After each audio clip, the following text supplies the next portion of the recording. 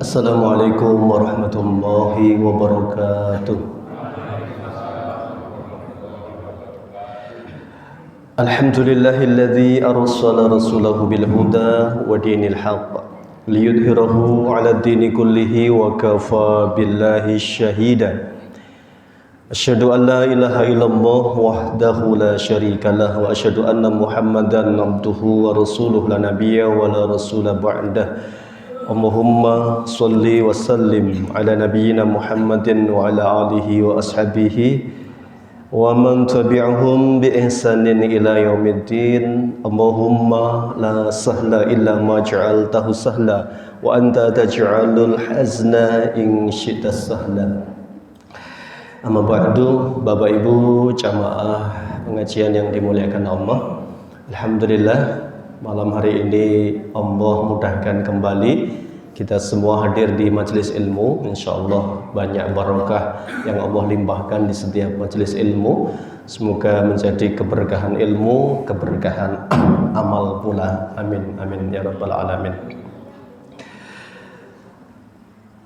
Masih di kajian tadabbur surat Al-A'la ya, kita sudah membahas sampai ayat yang ke-13 kemarin ya. Saya ulang sedikit biar nyambung. Jadi ini masih pembahasan kaitan surat Makkiyah, surat yang turun di kota Makkah ya, berbicara tentang kebanyakan iman. Karena iman itu pondasi.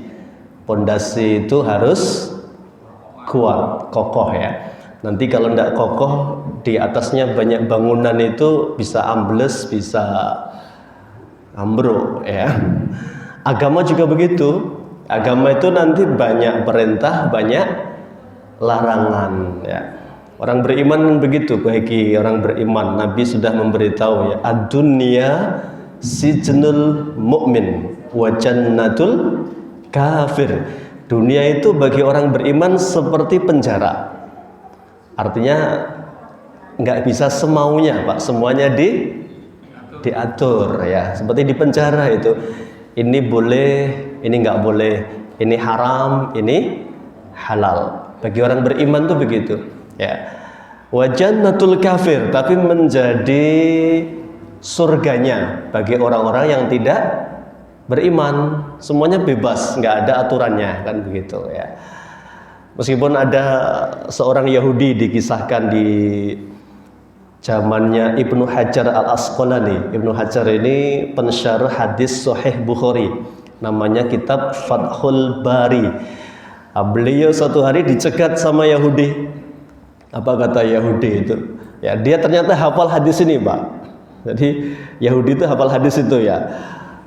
Imam Ibnu Hajar itu dari rumah mau ke kantor. Ini qadhi, ulama besar. Ya, hakim kan sekarang itu ya, naik kereta apa itu kencana yang ada ininya Pak, kan ada kuda itu, ada yang dinaiki terus ada belakangnya itu apa ya, ya betul, kereta kencana atau apa itu ya, naik gitulah ya, itu tanda orang kaya zaman dulu Pak itu ya, dicegat ya oleh Yahudi itu ya, Imam ya, bukankah nabimu bersabda ya, bukankah nabimu mengatakan ad-dunya sijnul mu'min wa jannatul kafir. Ini Yahudi ternyata hafal hadis ini. Kata nabimu ya, dunia itu penjaranya orang beriman, penjara bagi kalian dan surganya kami. Tapi saya lihat kamu itu kayak kebalikannya, hidupmu penuh kemudahan ya, berangkat kerja bersih, rapi, wangi, naik kendaraan mewah di zamannya gitu. Sementara saya pagi-pagi sudah belepotan jualan minyak gitu ya. Mana kebenaran kata nabimu itu? Ibnu Hajar itu tersenyum ya. Betul, Nabi Muhammad tidak pernah keliru. Beliau bersabda, ad-dunya sijnul mu'min. Dunia itu penjaranya orang beriman. Karena memang kami diatur oleh aturan agama. Begini nih yang kamu lihat, saya sudah mewah, sudah istimewa, bersih, rapi, wangi.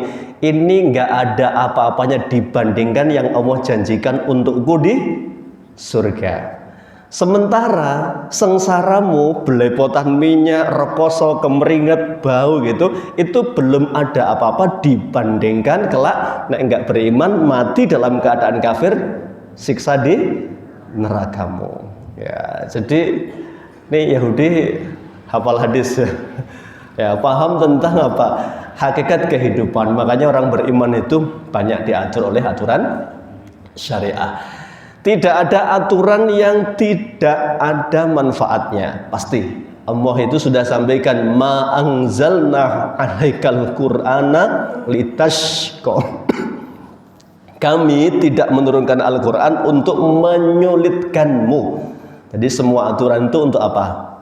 Ya, maslahat ya, bisa dunia, bisa akhirat ya. Nah, kemarin sampai ayat ke-13 itu ya. Alladzi yaslan nahrul kubra. Ya, orang-orang yang tidak beriman dan mati dalam keadaan kafir itu akan dibakar dengan api yang besar. Kemarin nar itu ada dua ya, narus sugro. Sugro itu maksudnya ada kubur. Ada kubur, ada apa tidak, Pak? Ada ya, nikmat kubur ada. Makanya alam ada tiga, alam dunia, alam barzakh atau sering disebut alam kubur, tapi lebih tepat alam barzakh karena enggak setiap orang mati di kubur ya. Tapi setiap orang mati mesti masuk alam barzakh ya. Ada orang mana Pak yang mati ditaruh di tebing-tebing itu, enggak dikubur itu?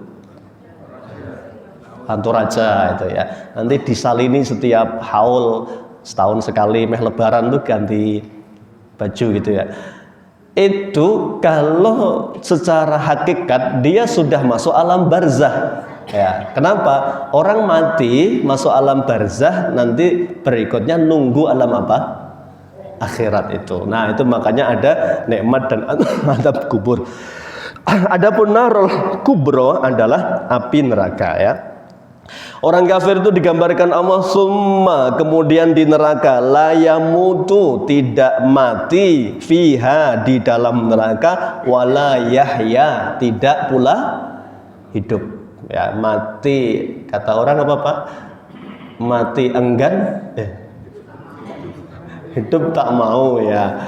Nah, orang kafir itu jane yang pengen hidup Pak, tapi nggak diizinkan sama Allah ya, hidup tidak, mati tidak. Jadi setengah urip setengah mati itu ya.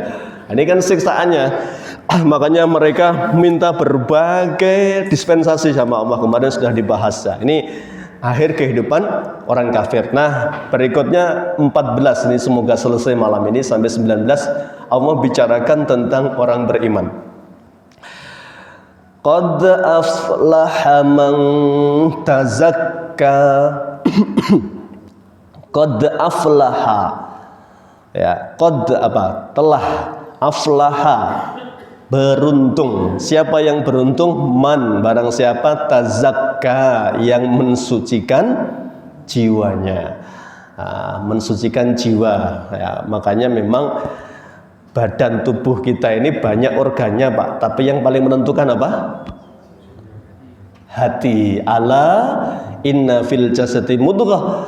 Sungguh dalam satu tubuh itu ada mudghah, ada sekerat daging ini ya. Kalau ini baik semua menjadi baik, kalau itu buruk semua menjadi buruk. Apa itu?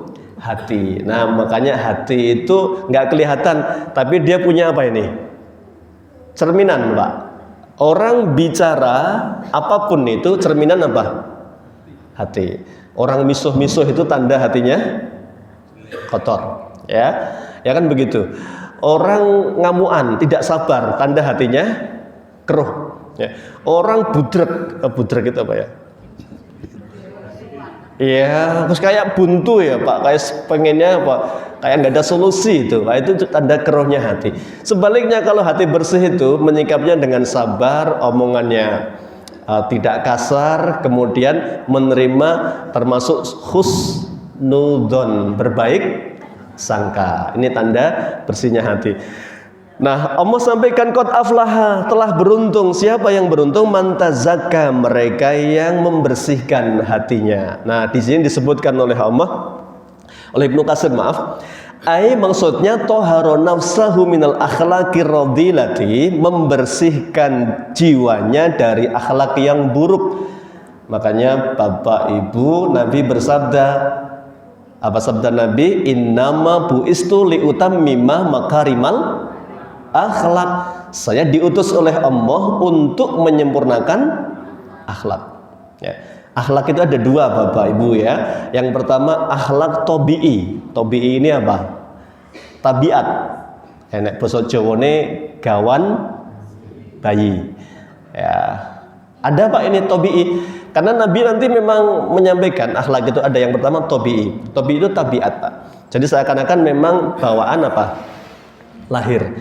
Ini keturunan bapaknya atau ibunya? Keturunan ibu atau bapak?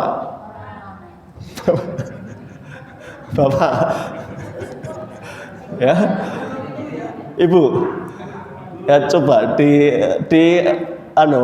diingat-ingat anak-anak kita itu nurun bapaknya atau ibunya itu. Ya. Ya. Ya ini memang jelas Pak ini ya. Jadi anak-anak ini ada tabiat bawaan, makanya disebut tobi'i. Ulama ada yang mengatakan kalau tabiat ini cenderung diturunkan dari ayahnya. Ya.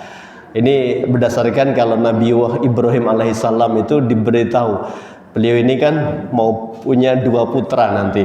Putra pertama itu bigulam min halim, anak yang kalem, lembut, namanya Ismail. Maka Ismail itu Masya Allah nanti kalem Pak, lembut sekali. Makanya ketika lama gak ketemu ayahnya baru ketemu beberapa hari ngimpi suruh nyembelih itu. Begitu anaknya dipanggil, ini arafil manami ani adbahuka fangdur madhataro. Nah, ayah ngimpi disuruh nyembelih kamu, gimana pendapatmu? Ya. Ismail tuh nggak mengucapkan kalimat apapun, hanya mengatakan ya ayah, ya kalau itu memang perintah Allah, ya abatif al-matu'mar, kerjakan saja. Insya Allah saya sabar Pak. Nah, ini nek bocah ngamuan mesti langsung protes ya. Pak iki wis ora tau nunggoni, sekali ketemu pengen nyembelih gitu kan. Ini lembut Pak, halim. Nah, ketika mendatangi Hajar, Ibunda Sarah ya, malaikat itu memberitahu ya bahwa Sarah akan punya anak bigulamin alim yang cerdas. Ya, maka ada yang mengatakan kecerdasan itu identik dari siapa? Ibu. Kalau karakter dari bapak. Ya, berarti nek ngamuan melu pake apa buke? Nek bodoh melu pake apa buke berarti? Nah, karena kecerdasan ikut ibunya ya. Ya biar satu-satu masa Pak kalah terus ya. Ya. Ya begitulah ya. Jadi ada yang tabi'i memang Pak. Nah, cuma Islam itu datang untuk merubah tadi. Makanya ada kasbi, ada tabi'i, ada kasbi. Kalau tabi'i itu bisa tadi bawaan kecil tadi itu, memang yang dilihat itu anak lihat bapaknya ngomongnya nadanya tinggi, dia lama-lama merekam itu, ikut-ikutan tinggi itu. Tapi lihat bapaknya kalem, lembut, dia akan ikutan lembut. Alhamdulillah ini bisa dari lingkungan terdekat, tabi'i namanya. Nah, yang kedua kasbi. Nah, tabi'i ini ada dalilnya ini. Satu hari Nabi ketemu sahabat, baru ngobrol agak lama itu Nabi kemudian memuji ya, inna fika khoslatayani, sungguh dalam dirimu ada dua kemuliaan. Apa ya Rasulullah? Dua akhlak itu. Satu al-hilmu, kamu orangnya lembut, halim, hilmu, kalem ya, santun itu ya. Yang kedua wal-ana, bijaksana, tidak tergesa-gesa memutuskan sesuatu. Nah, dia nanya, ini sejak saya masuk Islam atau sudah lama ya Rasulullah? Bahkan itu sejak kecilmu. Ya, ini yang disebut tadi Pak, tabi'i atau tabiat lahir tadi. Tapi ada yang kasbi, makanya kasbi bisa dilatih. Makanya ada sahabat datang ke Nabi, minta nasihat, ya Rasulullah, ausini, beri saya nasihat ya Rasulullah. Nabi kalau ada yang minta nasihat dilihat orangnya, Pak. Wah, ini orangnya emosian. Maka kata Nabi, la taghdab, jangan mudah marah. Ya. Dia rumongso belum dikasih nasihat, Pak, gitu ya. Ausini ya Rasulullah, kasih saya nasihat ya Rasulullah. La taghdab, jangan marah. Sampai 3 kali ya. La taghdab walakal jannah, jangan marah bagimu surga. Nah, kalau masih marah gimana ya Rasulullah? Nah, kamu kalau marah sedang berdiri, maka rubah posisi, segera duduk. Ya, kalau duduk masih marah, berbaring. Nah, kalau berbaring masih marah, wudhu. Ya, wudhu masih marah ya sholat, Pak. Nek cek marah parah berarti itu ya. Lah ini artinya apa, Pak? Bisa dilatih, bisa dikendalikan, bisa dirubah. Ya, nggak ada yang nggak bisa dirubah ya. Makanya sahabat Nabi itu masya Allah dulunya Allah sebutkan dalam surat Al-Jumu'ah ini. Apa kata Allah surat Al-Jumu'ah itu? Huwallazi ba'atsa, ayat kedua. Huwallazi ba'atsa fil ummiyina rasulam minhum yatlu alaihim ayatihi. Nah, ini nanti pembahasan ayat ke-15. Bagaimana membersihkan jiwa itu? Ya, dalam ayat Al-Jumu'ah itu disebutkan yatlu alaihim ayati. Ya, dibacakan Al-Qur'an kepada para sahabat, berarti membersihkan jiwa. Nomor 1 adalah tilawatul Quran. Ya, maka hati yang gundah, hati yang gelisah, hati yang pendendam, hati yang hasad, hati yang mudah suudzon, hati yang nggak suka temannya dapat nikmat, hati yang bahagia temannya dapat musibah. Yang kata orang, susah lihat orang seneng, seneng lihat orang susah. Ini hati ini kotor ya.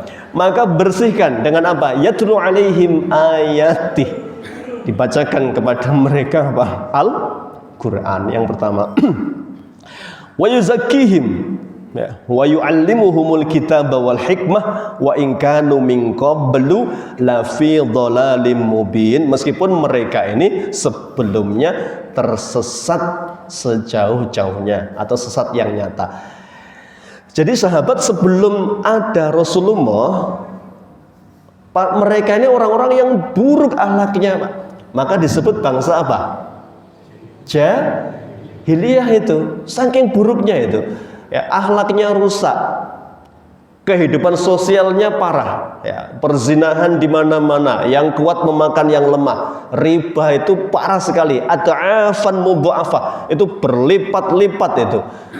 Nah, ibaratnya minjemi sekecil dom, baliknya cagak listrik gitu ya. Saking apanya ini? Gewedenya itu, nggak masuk akal itu, Pak. Itu zaman jahiliyah begitu. Suka sekali kalau ada orang dipinjemin nggak bisa bayar, ditarik asetnya. Makanya riba itu kejamnya luar biasa, Pak. Ya, makanya Allah sampai berfirman apa? Yamhaqullahu riba. Allah ancam akan dibinasakan para pelaku riba. Diperangi oleh Allah. Fa'danu biharbin minallahi wa rasulih. Kira-kira perang melawan Allah itu bisa menang nggak? Perang kok ngelawan Allah itu enggak mungkin menang, Pak, itu. Makanya ngeri sekali ya. Itu jahiliyah semua itu. Ya, maka Islam datang dengan perbaikan akhlak. Makanya sebenarnya pinjam meminjam dalam Islam itu bukan bisnis oriented, tapi apa? Ta'awun. Apa ta'awun? Saling membantu. Iya. Maka kalau pinjam meminjam sudah menjadi bisnis oriented, sudah jadi bisnis, pasti ada nggak beres nih. Wong ini tujuan pertamanya Allah sampaikan di Quran nanti surat Al-Baqarah, Pak. Yang paling panjang itu ayat tentang apa? Pinjam, meminjam itu. Ya. Makanya kalau nggak mampu, fanadiratun ila maisarah. Dimotivasilah orang-orang yang punya harta tadi ya, kasih tangguh sampai dia dimudahkan Allah membayar. Kepada yang berhutang diingatkan sama Nabi, matlu daini zulmun, mampu membayar hutang kok ditunda-tunda bayarnya, itu dzulmun. Apa dzulmun? Kezaliman, Pak, ini ya. Jadi kepada yang punya harta disuruh memudahkan bantu orang, kepada yang pinjem disuruh tanggung jawab itu. Jadi adil sekali Islam ini ya. Tapi prinsipnya ini ta'awun, bukan bisnis. Nah, maka kalau sudah dibisniskan nanti ya, mohon maaf ini ya, terlambat kenapa itu? Kena penalti, macet kena sitah kan, Pak? Nah, itu sudah jatuhnya kepada apa? Kepada bisnis. Nah, makanya kezaliman itu di dalam dalam Islam. Nah, nih, jadi para sahabat tuh rusak akhlaknya, Pak. Semuanya itu sisi kehidupannya rusak sebelum kedatangan Rasul Muhammad. Maka disucikan semuanya tadi, jiwa-jiwa yang pendendam, emosian, yang suka dolim kepada sesama, memakan haknya orang lain, dibersihkan dengan apa? Tadi yatlu alaihim ayatih, dibacakan Al-Qur'an. Maka di sini hal pertama yang harus dilakukan untuk membersihkan jiwa adalah membaca Al-Quran ya. Baca Al-Quran itu Masya Allah, paham nggak paham itu jadi berkah, Pak. Tetap membersihkan hati ya. Karena banyak sekali ya, kita kadang nggak paham, tapi kalau membaca Quran rasanya apa? Adem, Pak ya. Adem itu ya, harusnya adem gitu. Adem pengantuk ya, harusnya kan adem baca Quran ini ya. Ini yang pertama, tilawah ya. Yang kedua adalah dzikrullah, tazkiyatun nafas. Apa dzikrullah? Zikir, Pak. Zikir itu jelas tuh, ala bidzikrillahi tatmainnul qulub. Sungguh dengan mengingat Allah hati menjadi tenang ya. Makanya semua nabi itu, Pak, ketika diuji oleh Allah punya zikir itu. Nabi Adam ya, ketika diusir dari surga juga diabadikan zikirnya. Nabi-nabi yang genting juga begitu. Nabi Ibrahim ketika dibakar, apa zikirnya? Hasbunallah wa ni'mal wakil, ni'mal maula wa ni'man nasir. Itu zikir, Pak. Hasbunallah wa ni'mal wakil, ni'mal maula wa ni'man nasir. Cukup Allah sebagai penolong, cukup Allah sebagai pelindung. Cukup kepada Allah saya pasrahkan jiwa saya. Hasbunallah wa ni'mal wakil. Nabi yang dimakan ikan, Nabi siapa? Yunus. Apa zikirnya?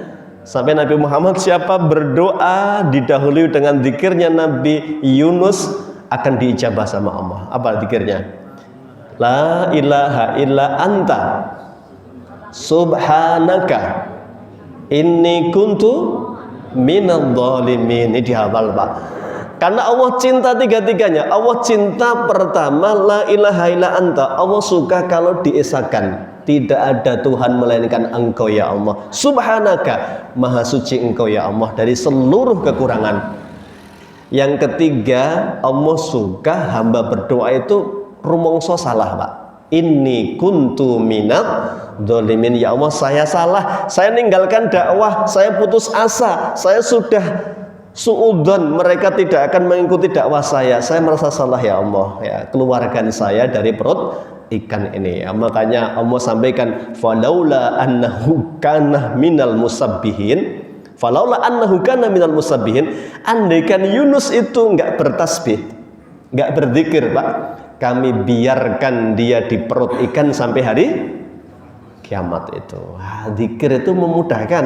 Makanya kalau ada sesuatu itu zikir. Ya, zikir, Pak. Tenang nanti ya. Ya. Bukan zikir kok malah ganggu konsentrasi ini. Kayak lagi viral kan gitu ya. Ini saya tadi lupa namanya karena zikir terus di samping saya. Subhanallah, walhamdulillah, itu merusak konsentrasi saya ini. Oh, zikir kok merusak konsentrasi? Zikir itu menenangkan jiwa. Terus saya kan begitu, Pak, zikir ini ya. Ya. Zikir kepada Allah, Masya Allah. Apapun itu jadi zikir. Nah, minimal itu bukratan wa asila. Zikir itu minimal pagi dan sore. Sudah zikir belum, Pak, sore ini?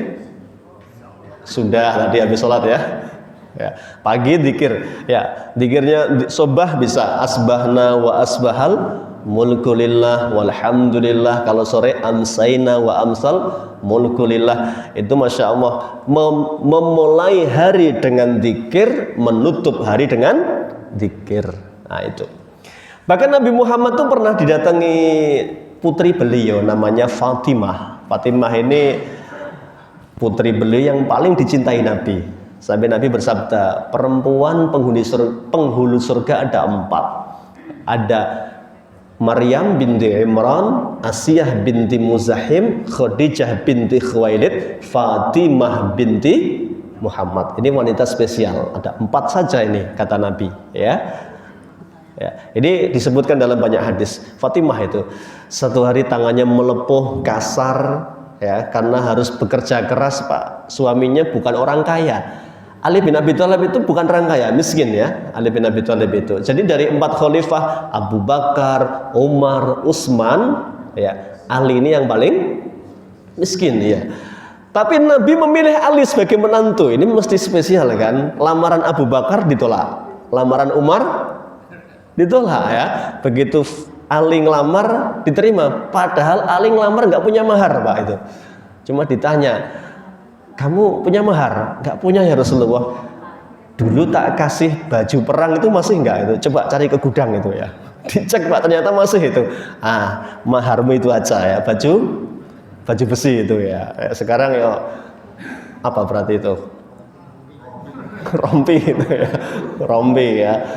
Nah, itu Pak, hidupnya Masya Allah, dunianya enggak seluas 3 khalifah sebelumnya itu. Tapi Ali itu punya kedudukan sendiri di hadapan Nabi, Masya Allah. Nanti pas mubahalah itu dibawa itu keluarganya Ali, Fatimah, Hasan, Husain. Nabi mubahalah itu sama orang-orang Nasrani kan nanti di kisah surat Ali Imran nanti kalau sudah saatnya kita bahas itu, keluarga Nabi dibawa semua. Ya, karena dicintai oleh Nabi ini. Ya. Fatimah satu hari ngeluh sama suaminya, ngeluh ya, curhatlah, Mas, sudah dengar belum? Rasul pulang bawa banyak ghanimah, budaknya banyak. Gimana kalau minta satu untuk meringankan beban kita? Kita nggak punya budak gitu. Ya, Ali malu, ya, kamu yang minta, jangan saya kan. Mosok mantun jaluk karo mertua kan rada isin ya Pak itu. Ya. Kamu ojo-ojoan Pak itu ya. Akhirnya maju, qadarullah nggak ada yang di rumah Sayyidah Aisyah, Nabi sedang keluar. Nanti disampaikan itu. Nah, ba'da Isya Nabi ke rumahnya putrinya itu ya. Jadi Nabi biasa mendatangi rumah putrinya itu ya. Adakah masalah di rumah tangga Fatimah sama Ali? Ada Pak. Pas Nabi ke rumahnya Ali nggak ada itu, ditanya Ali mana Nduk gitu ya. Ya, sedang ada masalah sama saya ya Rasulullah itu. Dan sekarang di mana? Di masjid. Nah ini Pak, orang soleh itu ada masalah larinya ke masjid Pak itu. Ya, itu. Iya, Ali dicari di masjid ya. Kum ya Abu Turab, bangun Ali gitu. Bangun hai Abu Turab. Nih Pak, jadi bukan malah lari kemana? Kafe. Malah ke Simpang 5 atau kemana ya. Orang soleh ada masalah lari ke masjid. Dikir kecapean ketiduran Pak itu, dibangunkan sama Nabi pulang itu. Fatimah ditanya, kamu tadi ke rumah Nduk ya, minta apa? Minta budak ya Rasulullah, membantu meringankan pekerjaan saya. Mas Ali itu sibuk luar biasa ya. Saya ngopeni Hasan Husain sudah kewalahan. Jenengan pulang bawa ghanimah banyak itu. Nabi itu tersenyum dan memotivasi, Nduk mau nggak tak kasih yang lebih baik daripada budak atau pembantu? Mau ya Rasulullah.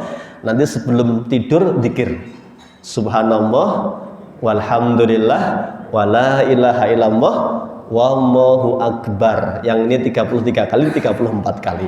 Lebih baik daripada budak yang kamu minta. Ya. Nyambung enggak Pak? Minta budak dikasih wirid. Ya.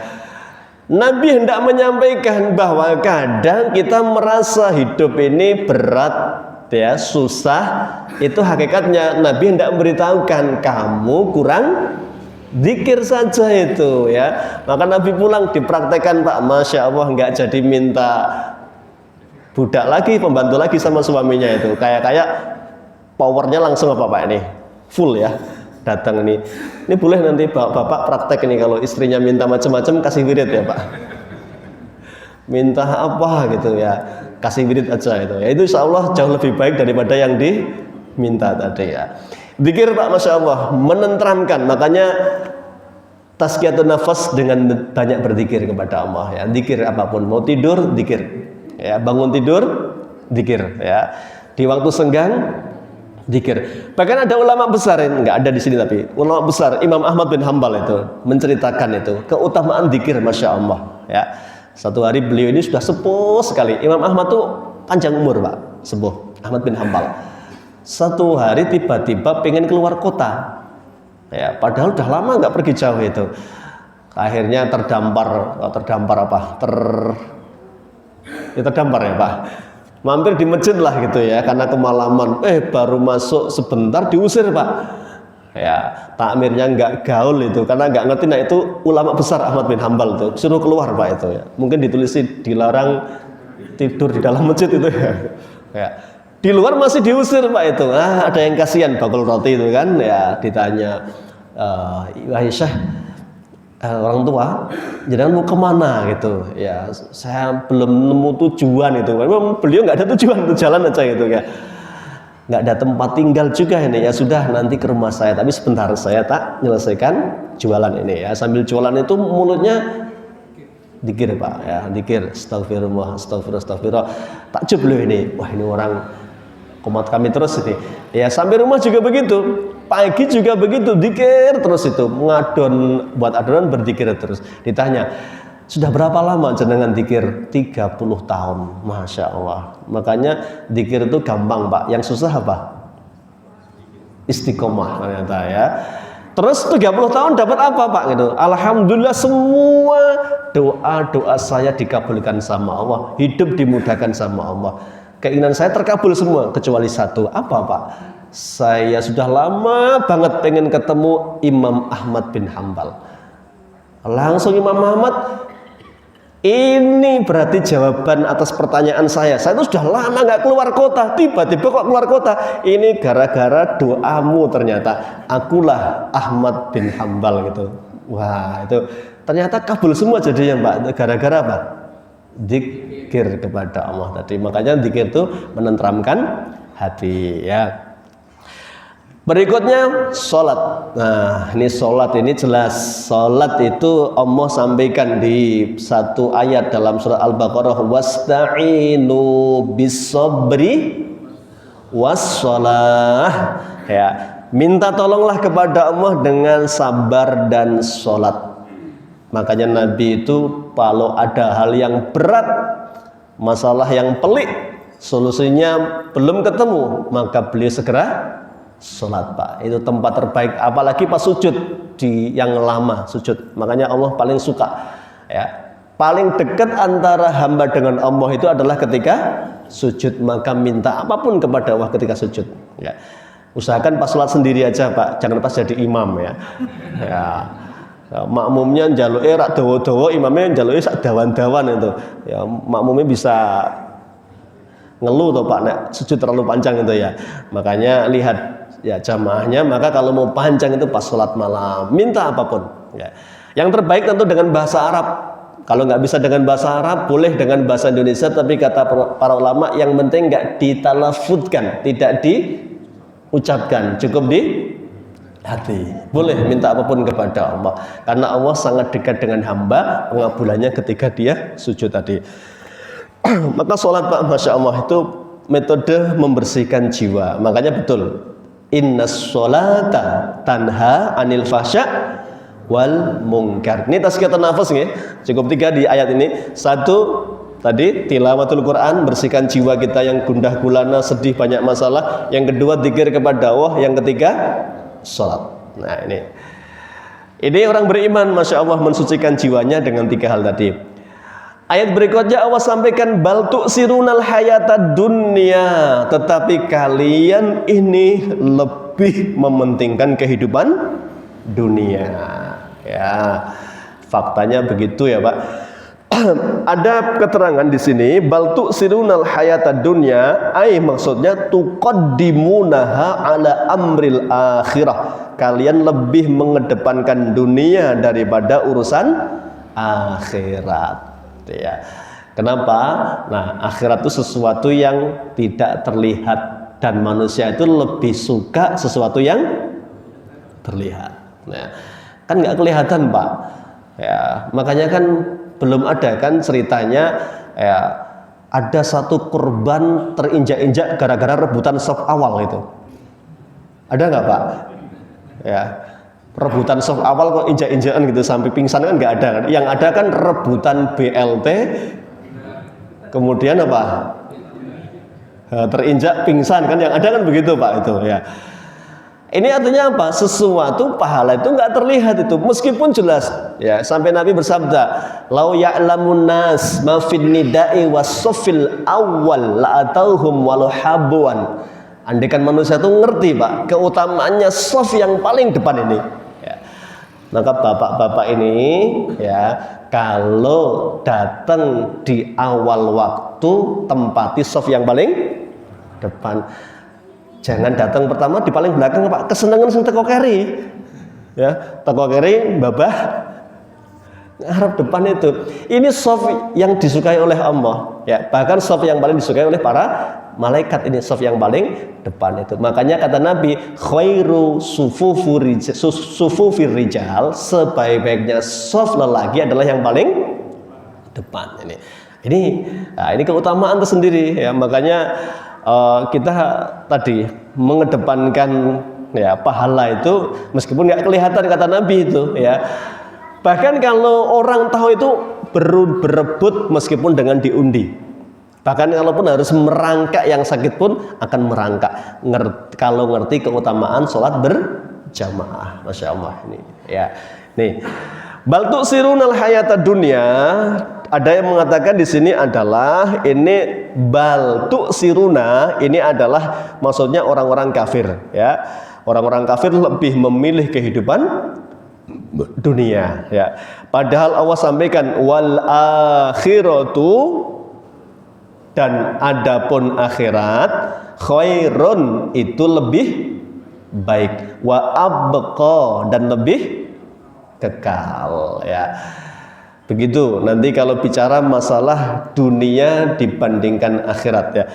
Baik, kita yang ke-16 dulu dibahas ini. Bal tu'sirunal hayatad dunya. Begitulah, Pak, kehidupan dunia. Nabi sendiri bersabda, "Inna dunya halwatun hadratun." Dunia itu digambarkan kalau sesuatu itu seger, hijau, manis ya, dunia.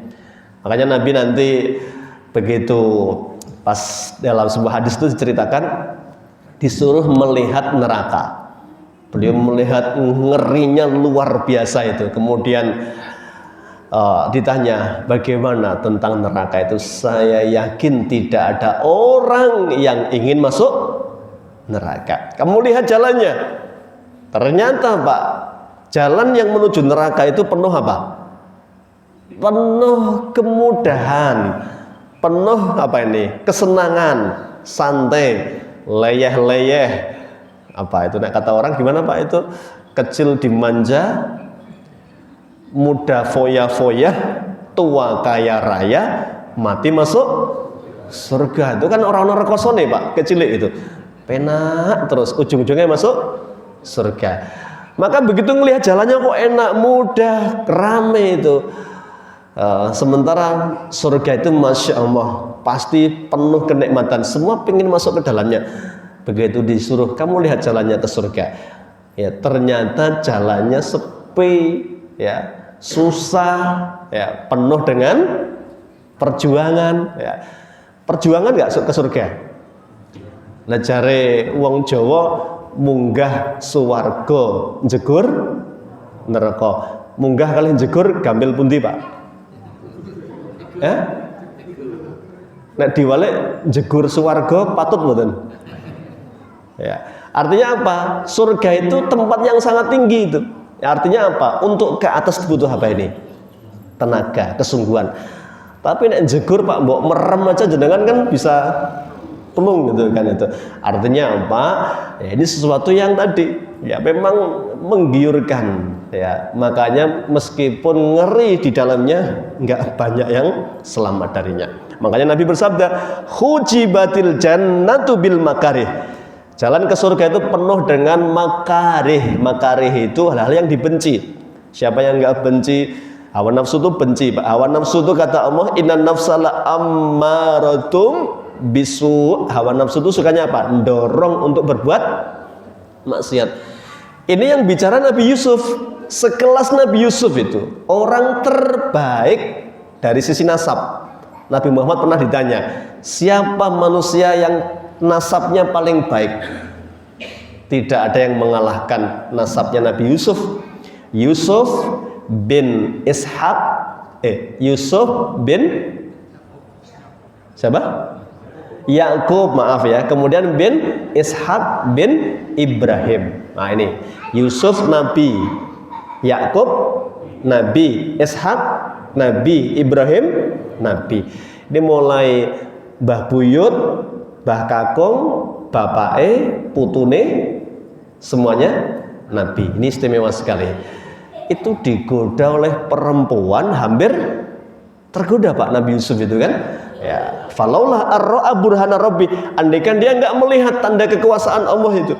Ada yang mengatakan tanda kekuasaan Allah adalah wajah Nabi Yakub tiba-tiba muncul di kamar itu sambil mengatakan, Yusuf, Yusuf, kamu orang baik, bapakmu orang baik-baik, tidak pantas kamu berbuat seperti ini, pergi tinggalkan perempuan itu. Maka dia lari, kemudian dikejar, dipegang bajunya yang sobek bagian belakang itu kan. Nah, beliau kemudian berdoa, Rabbi sijnu ahabu ilayya mimma yad'unani ilaih.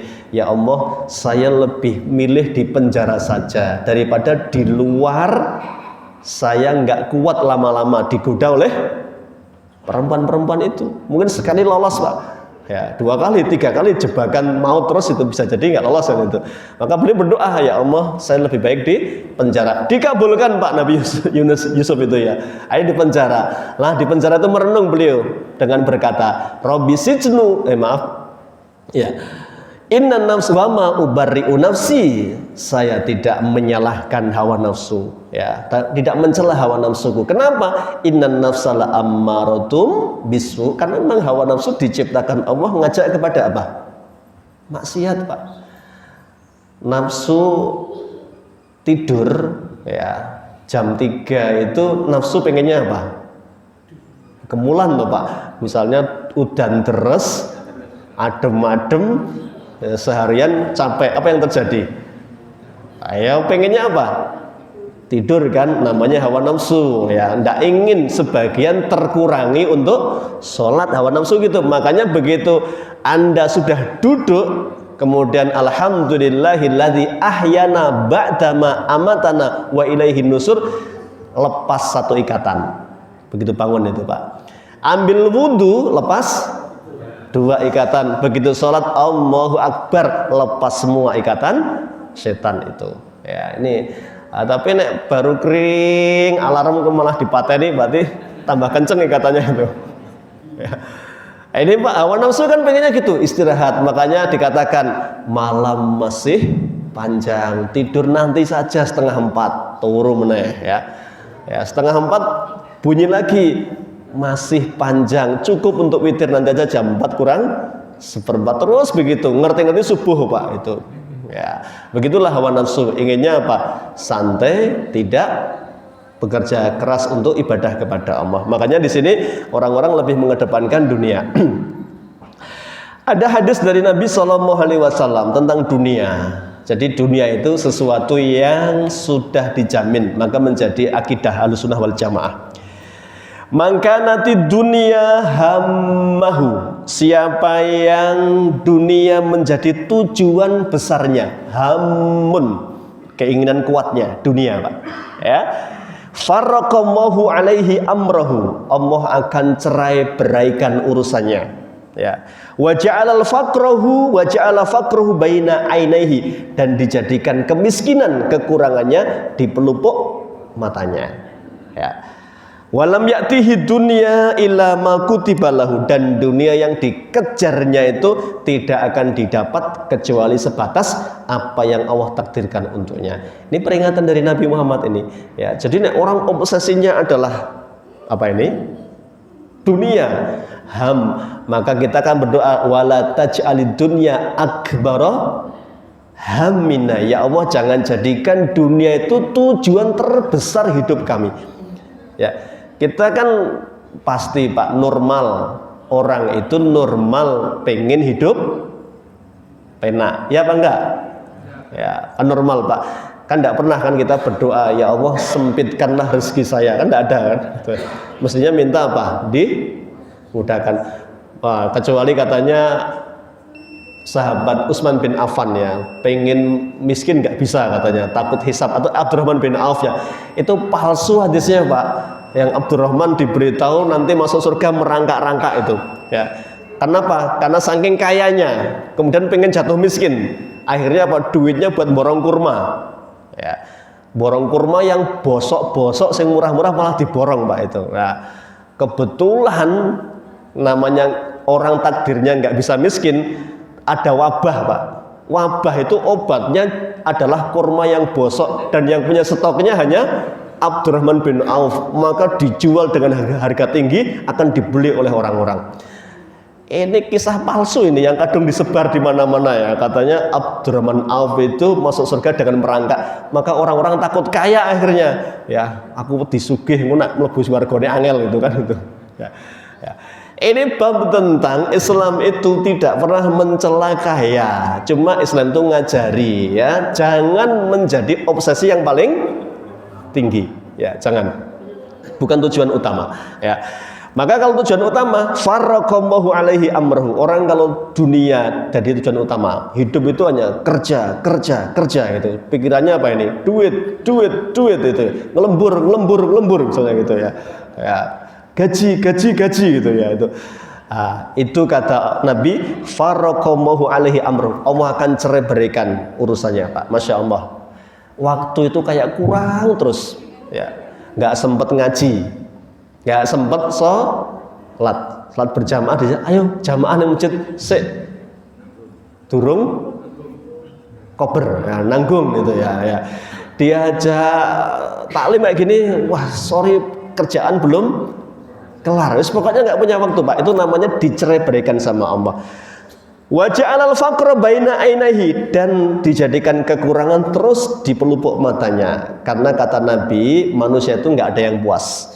Dia dikasih satu minta dua, dikasih dua minta tiga ya, terus begitu ya. Sebaliknya saya akhiri, wa man kanatil akhirah niyatahu, siapa yang obsesi besarnya adalah akhirat ya, jama'allahu lahu amrahu, Allah akan kumpulkan urusannya, ditertibkan urusannya. Masya Allah Pak. Jadi saatnya ngaji ada waktu, saatnya kerja ada waktu, untuk keluarga ada waktu. Ya kayak Nabi Muhammad itu ya. Nabi Muhammad itu Masya Allah sibuk nggak Pak? Sibuk nggak? Sibuk ya. Beliau istrinya berapa? 9 ya. Kita istri satu aja banting tulang, peras keringat kan ya. Nabi Muhammad itu Masya Allah sibuk, tapi beliau masih punya waktu banyak untuk belajar ya.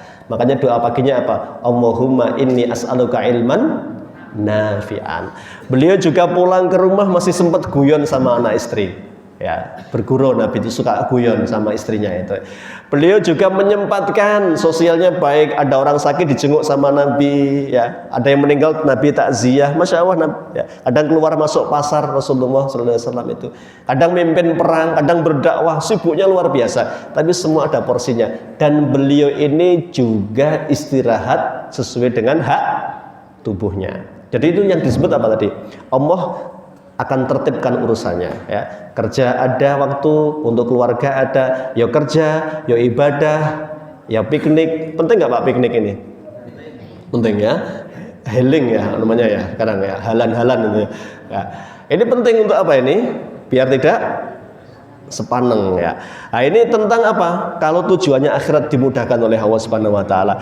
Wa ja'ala ghinahu fi qalbihi, dan dijadikan rasa cukup dalam hatinya. Maka kaya itu bukan soal jumlah, tapi soal rasa. Apa? Rasa cukup, rasa qanaah, menerima dengan yang Allah berikan untuknya. Wa atathu dunya wa hiya raghimatun, dan dunia datang kepadanya dalam keadaan terhina. Artinya apa? Dunia tidak sampai melupakan dia dari akhirat. Maka ada memang tempat buruk di mana? Di dunia. Di pasar. Tetapi banyak lelaki hebat di pasar, kata Allah. Rijalun, lelaki hebat itu, latul hihim tijaratun wala bai'un an dzikrillah. Dia bekerja, dia berniaga, dia berbisnis, dia sibuk, tapi kesibukannya tidak melalaikan dari mengingat Allah dan tidak melalaikan dari sholat. Ya. Itu Bapak Ibu, terakhir Allah tutup, inna hadza la fis suhufil ula suhufi Ibrahima wa Musa. Nikmat akhirat itu semua juga disebut dalam kitab Taurat, juga disebut dalam suhufnya Nabi Ibrahim dan Musa. Cukup sampai di sini tadabbur surat Al-A'la. Setelahnya adalah surat Al-Lail. Nah, ini bicara keutamaan tentang sedekah dan bicara tentang keyakinan akan janji Allah. Maka fa'amma man a'ta wattaqa wa saddaqa bil husna fasanuyassiruhu lil yusra. Ya, itu insyaallah kita akan kaji pada pertemuan yang akan datang ya. Ini kaitan dengan janji Allah memudahkan orang-orang yang bersedekah dan mengancam orang-orang yang bakhil, tidak mau mengeluarkan hartanya. Barakallahu fikum. Kita tutup dengan doa kafaratul majlis. Subhanaka Allahumma wa bihamdika asyhadu an la ilaha illa anta astaghfiruka wa atubu ilaik. Billahi taufiq wal hidayah. Assalamualaikum warahmatullahi wabarakatuh.